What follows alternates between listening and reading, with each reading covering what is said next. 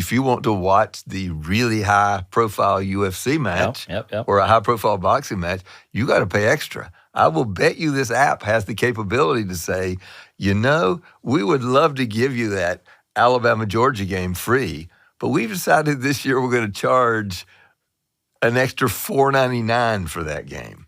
Well, by the way, it's good business. It's called pay-per-view. It's called pay-per-view, but it's going to be good business. That was former ESPN president John Skipper predicting that major college football games could eventually become pay-per-view events, which is exactly what's already happening in the NFL. Of course, they're not calling it pay-per-view, but that's essentially what it is.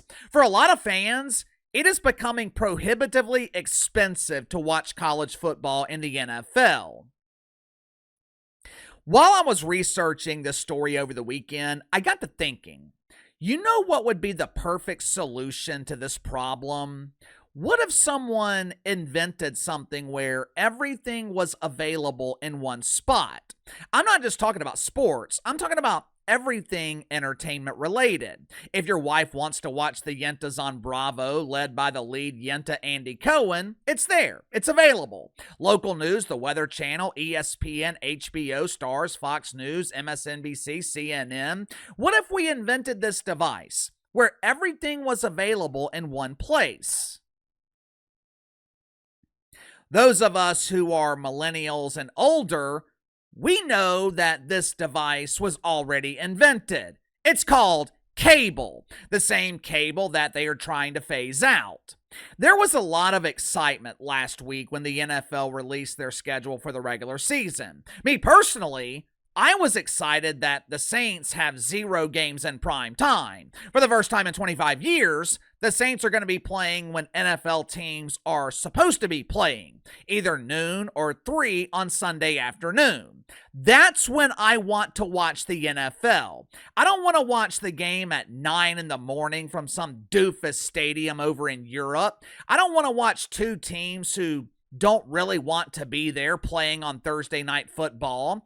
Give me the NFL at noon and 3 on Sunday. Give me 7 hours of NFL Red Zone, and that's all I need. But for some reason, the NFL doesn't seem to understand this. For some reason, Roger Goodell thinks we need the NFL damn near every day of the week. And I'm starting to wonder if the NFL is becoming oversaturated. Make sure to like and subscribe. You can follow me on Twitter at KC_BTL84. Link to the main channels in the description below.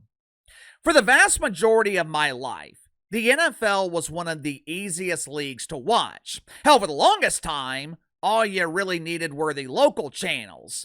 Eventually, the league moved Monday Night Football to ESPN, which was fine. That was fine. Then they started broadcasting games on NFL Network. Again, no big deal. 2009, they came out with NFL Red Zone. Cost $10 or so every month, but fine. I don't mind paying it because NFL Red Zone is worth it.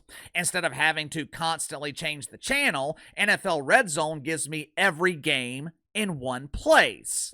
Also, I didn't need another device because it was offered through my satellite package.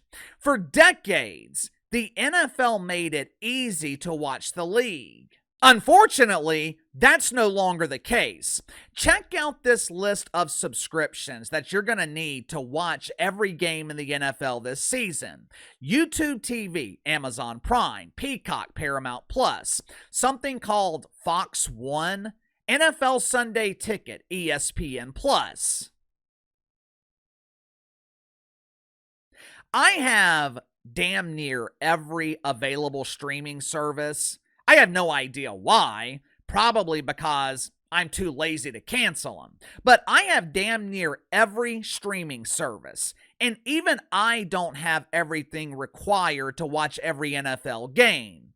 Opening weekend, the NFL scheduled a Friday night game in Brazil. Friday night in Brazil.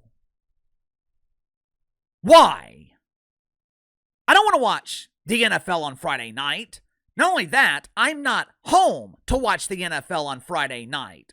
There are games on Thursday, Saturday, Sunday, Monday. I wouldn't be surprised if the NFL starts scheduling games on Tuesday and Wednesday. Not only are they trying to take all your money, they're also trying to monopolize your most valuable resource, your time. It doesn't make sense because the NFL is destroying their most valuable asset. The NFL is destroying one of the main things that makes the league so special. One of the reasons the NFL is so popular, we only have it 4 months out of the year. And during those 4 months, we only had it on Sunday and Monday. And for the last decade, Thursday. You watch the games on Sunday and you can't wait until next Sunday. Season ends in January, and by the time we get to May, we are waiting with anticipation for the preseason in August. Now, the NFL is trying to become a year-round league. They're extending the regular season. I wouldn't be surprised if they extended the playoffs. They're adding more and more games internationally, which I think is complete bullshit. You're taking away home games, so Ludwig in Madrid can see an NFL game in person. Fuck Ludwig. I want the Saints playing their home games in the Superdome in New Orleans. This league is running the risk of oversaturating the market. You know that old saying, too much of a good thing? That's true. You can have too much of a good thing. Scarcity creates value. And the NFL seems hell-bent on eliminating one of their most valuable assets.